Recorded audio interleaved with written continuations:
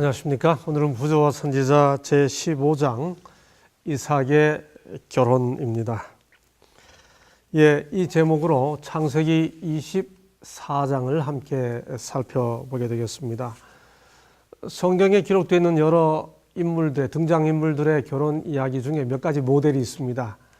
첫 번째가 이삭과 리브가 모델이죠. 두 번째가 야곱과 라헬 모델입니다. 세 번째가 에서와 헷 여인들의 모델이고요. 네 번째가 삼손과 데릴라 모델이고, 다섯 번째가 암논과 그 여동생 다말의 그 모델입니다. 이 모델들 가만히 성경에 살펴보게 되면 다 문제가 있죠. 거꾸로 이야기하면 암논과 다말의 이야기, 그야말로 정력의 그 희생 이야기 아닙니까? 또 이 삼손과 데릴라 이야기, 내가 좋으니까 내 마음대로 하게 해주세요. 삼손의 대표적인 이야기입니다. 그 다음에 에서와 헷 여인들의 이야기, 자기가 부모들의 마음에 안 들자 또 다른 사람하고 결혼하고 이제 이런 모습이죠. 야곱과 라헬 이야기는 연애 결혼의 아주 대표적인 사례죠. 이삭과 리브가 이 결혼은 요즘 젊은이들은 어떻게 들으실지 모르겠습니다만은 어른들에 의해, 부모에 의해 결정된 중매 결혼입니다. 요즘 젊은이들에게 중매 결혼하라 그러면 이게 무슨 소리냐고 할지 모르겠습니다. 근데 그 말을 어른들의 지도를 따라 이렇게 표현하면 좀 귀담아 들릴까요? 여하튼 이 이삭의 결혼은 아브라함의 결정에 의해 시작이 됩니다. 아브라함은 하나님께서 너의 후손을 통해 복의 근원을 삼겠다고 하는 그 일 때문에 이삭에게 아내를 정해준 일이 굉장히 중요한 일이었습니다. 이삭이 결혼할 때가 되었으므로 그가 그 미션을 수행할 한 사람을 택하죠. 분명히 창세기 24장은 이삭의 결혼장인데 그 이야기의 등장인물은 저 끝에 가서 이삭이 리브가를 만나는 마지막 부분에 잠깐 나오고, 이 이삭이 결혼하게 하는 과정을 이루는 그 미션을 수행하는 이 아브라함의 종 이야기가 클로즈업 되어 있습니다. 먼저 아브라함은 이삭의 아내를 정하기 위해, 그의 며느리죠, 정하기 위해 한 가지 원칙을 정합니다.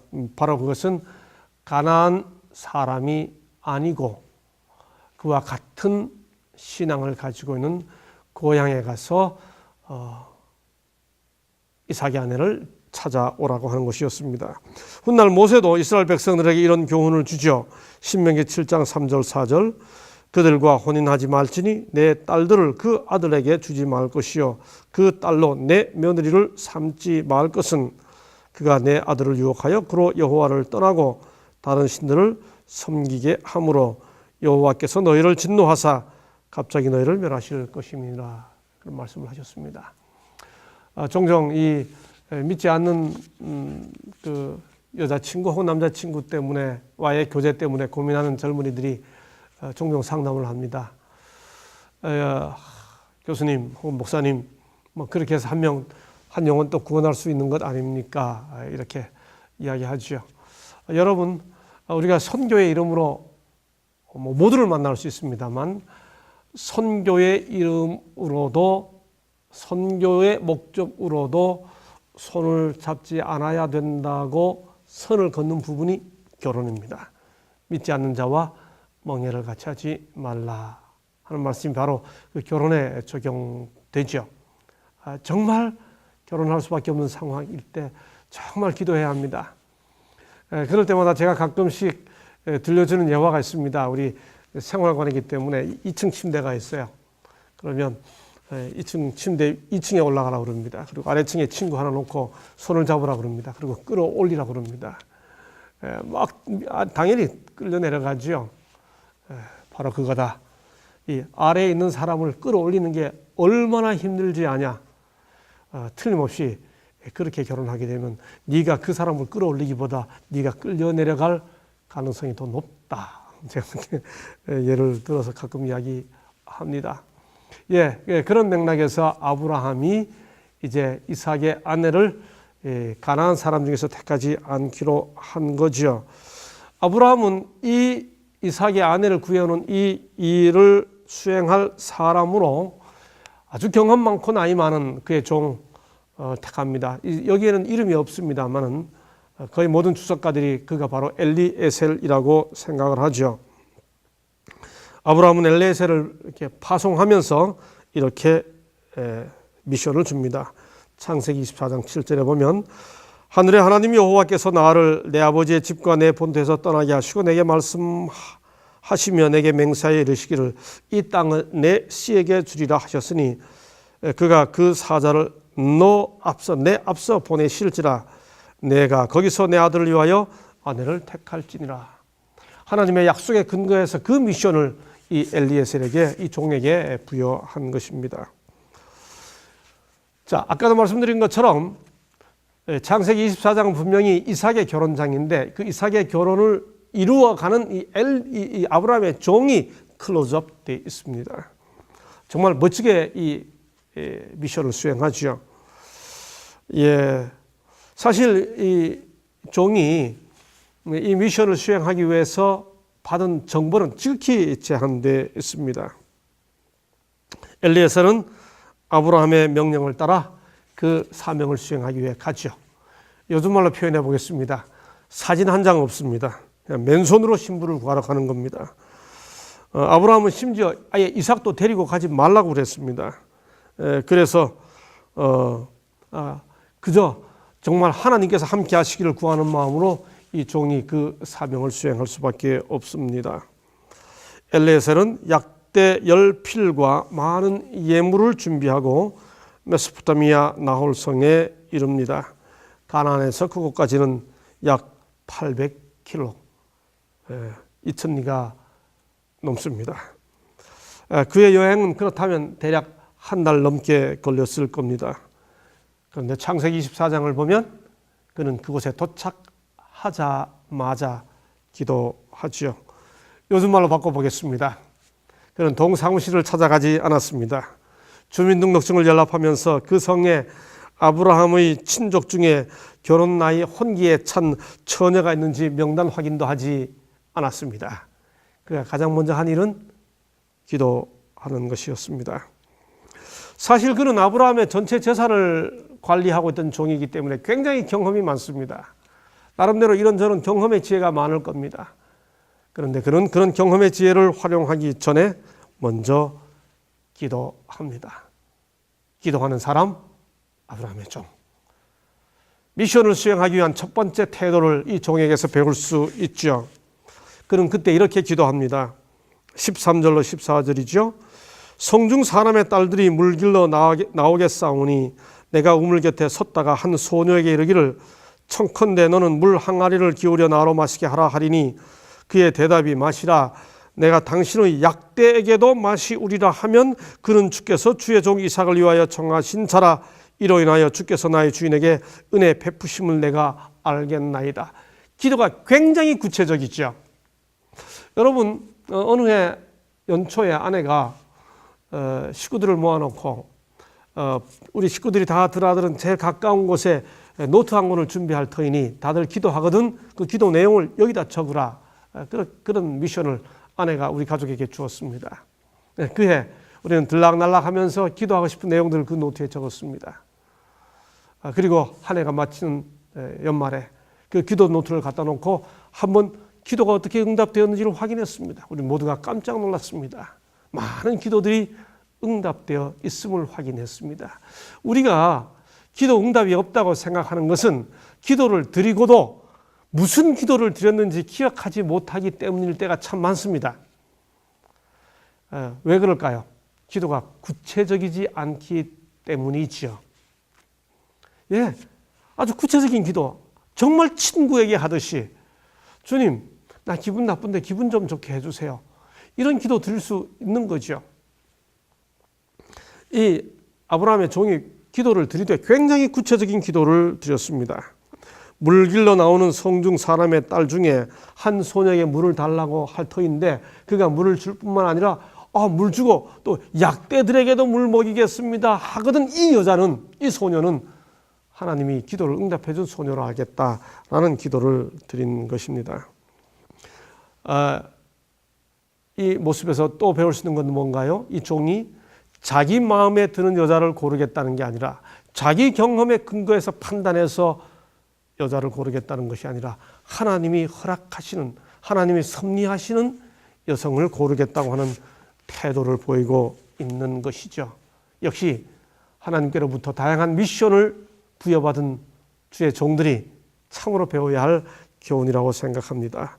그의 기도가 응답되었습니다. 그가 기도를 채 마치지도 않아서 리브가가 물 항아리를 어깨에 메고, 이게 중동의 습관입니다. 머리에 이고가 아니고요. 어깨에 메고 나와서 이 종이 기도한 대로 행동하는 것입니다. 네, 그러자 이 종이 그렇게 하나님께 기도를 드리죠. 나의 주인 아브라함의 하나님을 찬송하나이다. 참 침착합니다. 나의 주인 아브라함의 하나님을 찬송하나이다. 예, 이 종은 리브가의 집으로 갑니다. 리브가의 오빠 라반이 아브라함의 종과 그 일행을 따뜻하게 영접하고 환대해 주죠. 아브라함의 종이 굉장히 시장합니다. 그런데 상을 베풀어 주자. 이때 이 종이 하는 말을 들어보시기 바랍니다. 33절로 34절. 그 앞에 식물을 베푸니 그 사람이 가로되 내가 내 일을 진술하기 전에는 먹지 아니하겠나이다. 라반이 가로되 말하소서. 그가 가로되 나는 아브라함의 종이니이다. 여러분, 저는 이 33절로 34절의 이 종의 진술에서 깊은 교훈을 배웁니다. 먼저 우리가 하는 말이 있잖아요. 금강산도 식후경이라고요. 아무리 중요한 일이라도 일단 먹고 보자 이렇게 하지 않습니까? 여러분, 이게 800km입니다. 2000리 길을 왔습니다. 그리고 지금 일이 이루어졌습니다. 아무리 준비를 많이 하고 왔어도 긴 여행 끝입니다. 그러다가 제대로 된 집에 들어가서 지금 식탁이 펼쳐 있습니다. 얼마나 음식이 급했겠어요. 그런데 이 종이 뭐라고 말합니까? 내가 왜 왔는지 내 사명을 말하기 전에는 안 먹겠습니다. 말해 보십시오. 여러분, 여기서 우리가 하나 이 교관을 만들어낸다면 이 금강산도 식후경을 패러디해서 뭐라고 표현할 수 있을까요? 진수성찬도 사명 완수 후 뭐 이렇게 표현할 수 있을지 모르겠습니다. 예, 그만큼 이 사명감이 아주 투철한 종입니다. 그런 다음에 그가 자기를 뭐라고 소개하나요? 우리 주인이 아브라함인데 우리 주인이 지금 며느리 얻으려고 그러는데 제게 전권을 주셨습니다. 이렇게 뭐 자기가 진짜 모든 걸 다 하는 것처럼 소개할 수 있어요. 그런데 이 종이 뭐라고 소개합니까? 나는 아브라함의 종이니이다. 이렇게 소개를 하죠. 예, 참 이 종은 주인이 보이지 않는 곳에서도 정말 충성스럽게 자기를 감당하는 사람입니다. 그리고 자기가 무슨 아브라함의 전권 대사라고 뭐 이렇게 표현하지 않고 여전히 종이라고 소개하고 있는 그런 자기 아주 자의식이 선명한 사람입니다.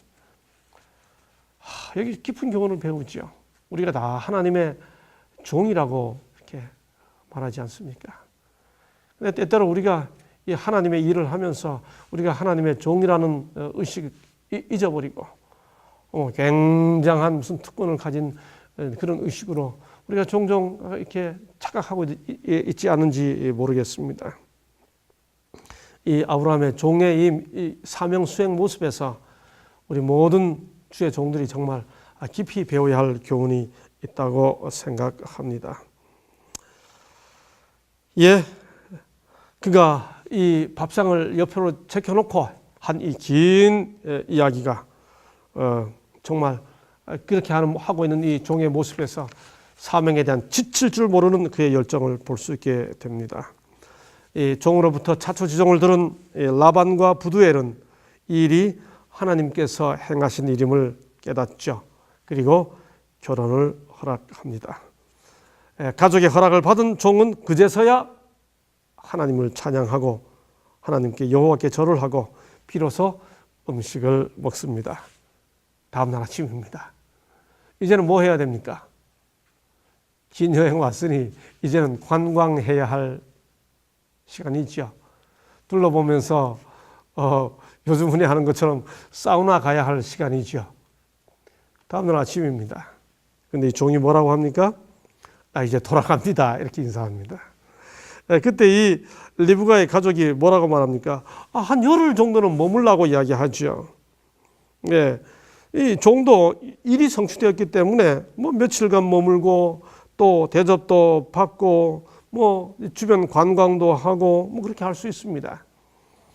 그러나 그는 이렇게 말합니다. 나를 만류치 마소서.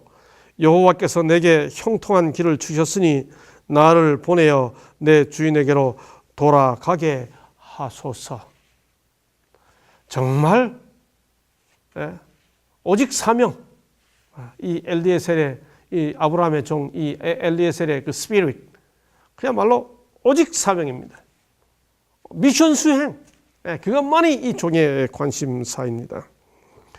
그 사명 다 완수할 때까지 100% 완수할 때까지 다른 거 돌아보지 않겠다는 그런 마음을 가진 사람입니다. 정말 믿음의 사람이지요. 부조와 선지자 178쪽을 보면 바로 이 종이 엘리에셀이라고 밝혀주고 있습니다.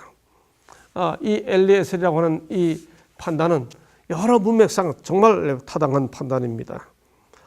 그런데 여기서 또 하나 배울 게 있죠. 여하튼 창세기 24장에는 끝까지 이 종의 이름이 언급되어 있지 않습니다. 말 그대로 이름 없이 빛도 없이 엘리에셀은 주인의 사명을 주인이 부여한 일을 수행할 뿐입니다.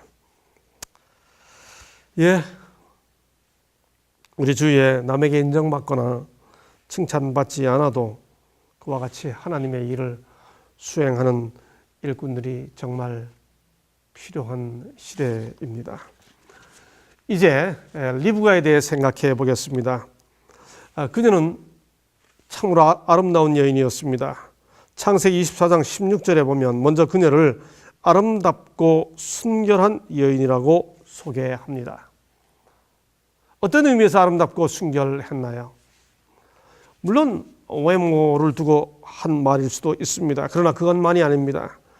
그녀는 낯선 나그네에게 정성스럽게 물을 대접하고 말 못하는 짐승인 약대에게 물을 배불리 먹였습니다.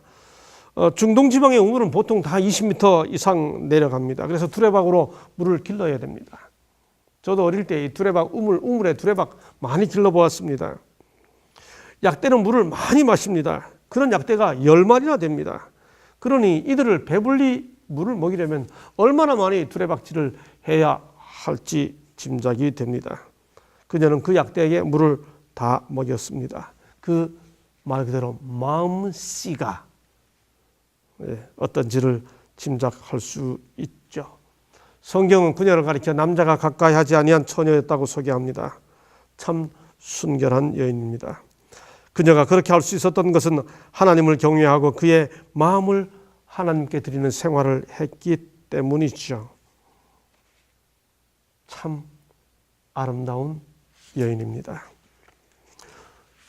뿐만 아닙니다. 리브가는 부지런한 여인이었습니다. 24장 15절로 20절에 보면 그녀는 물 항아리를 어깨에 메고 물 길러 나옵니다. 여러분이 물 항아리를 어깨에 메고 다니는 모습을 생각해 보십시오. 대단히 적극적이고 담대하고 열심히 있는 부지런한 그런 모습의 아가씨임을, 처녀임을 알 수 있지 않습니까? 정말 외모는 아름다운데 게으른 여인들, 그야말로 속된 표현으로 퍼질러 놓고 있는다 그렇게 표현하지 않습니까? 정말 바지런하게 일하는 그런 여성은 보기에 아름답죠. 하나님께서 보기에 아름답습니다. 자, 마침내 리브가가 그 종을 통해 그가 그렇게 기도 응답의 대상이 된 자신이 그런 사람임을 알게 됩니다. 그래서 묻습니다. 네가 어떻게 하겠느냐? 리브가가 대답하지요. 내가 결혼하겠다고 대답을 합니다. 예, 그런 의미에서 리브가는 참으로 믿음의 여인이었습니다. 아브라함의 종의 말을 들은 라반이 리브가를 부르죠. 내가 이 사람과 함께 가려느냐? 58절에 보니까 리브가가 가겠습니다. 대답합니다. 주저하지 않고 결단을 하죠. 믿음의 결단입니다. 리브가는 아름다운 여인이었습니다. 리브가는 부지런한 여인이었습니다. 리브가는 믿음 있는 결단의 여인이었습니다. 종의 이야기를 듣고 그 모든 일이 하나님께로부터 말미암았음을 알고 바로 결정한 것이죠. 어쩌면 그런 결정이 훗날 우리 주님의 모친 마리아의 결정과 비견될 수 있을지 모르겠습니다. 이 결정을 들은 오빠 라반이 우리 누이여 너는 천만인의 어미가 될지어다 내 씨로 그 원수의 성문을 얻게 할지어다 60절입니다. 라고 축복을 하죠. 바로 이 축복은 하나님께서 아브라함을 통해 천하 만민을 축복하겠다고 하신 약속에 근거한 축복입니다. 천만인의 어미. 바로 그 축복의 결실이 이어져서 마침내 우리 주님이 그 리브가의 후손으로 이 땅에 탄생하지 않습니까? 드디어 리브가가 종을 따라서 떠납니다. 그리고 마침내 이삭과 리브가가 만납니다. 이삭이 저물 때 들에 나가 묵상을 하고 있었습니다. 그는 생각이 깊고 기도하는 사람이었습니다. 그때 종과 리브가가 다가옵니다. 종이 있었던 일을 다 이삭에게 고하죠. 이삭은 리브가를 맞아서 성경에 보면 사라의 장막으로 들여 아내를 삼고 사랑했다고 기록하고 있습니다. 66절로 67절입니다. 이삭이 리브가를 인도하여 모친 사라의 장막으로 들이고 그를 취하여 아내를 삼고 사랑하였으니 이삭이 모친 상사 어머니를 잃고 난 이후에 위로를 얻었더라. 어머니의 빈자리를 채워준 사랑한 여인 리브가, 그것이 이삭의 아내 리브가였습니다. 그는 어머니를 얻은 것 같은 위로를 얻었습니다. 이 창세기 24장에 기록되어 있는 이삭의 결혼에서 우리는 다음 같은 요소를 보게 됩니다. 이 아름다운 결혼은 첫째, 아버지 아브라함의 신앙 원칙, 둘째, 이삭 본인의 간절한 기도, 셋째, 한 종의 충성스러운 봉사, 중매하는 사람의 기도. 이 봉사가 섬세하게 어우러져서 만들어진 아름다운 작품, 바로 그것이 이삭의 결혼이었습니다. 오늘 사랑하는 우리 젊은이들의 결혼이 이렇게 부모들의 신앙 원칙과 본인들의 간절한 준비와 기도, 그리고 가운데서 연결해 주는 어른들의 충성스러운 권고 그리고 기도 등등이 함께 어우러져 행복한 결혼으로 이어지게 되었으면 참 좋겠습니다. 오늘은 여기까지 하겠습니다. 감사합니다.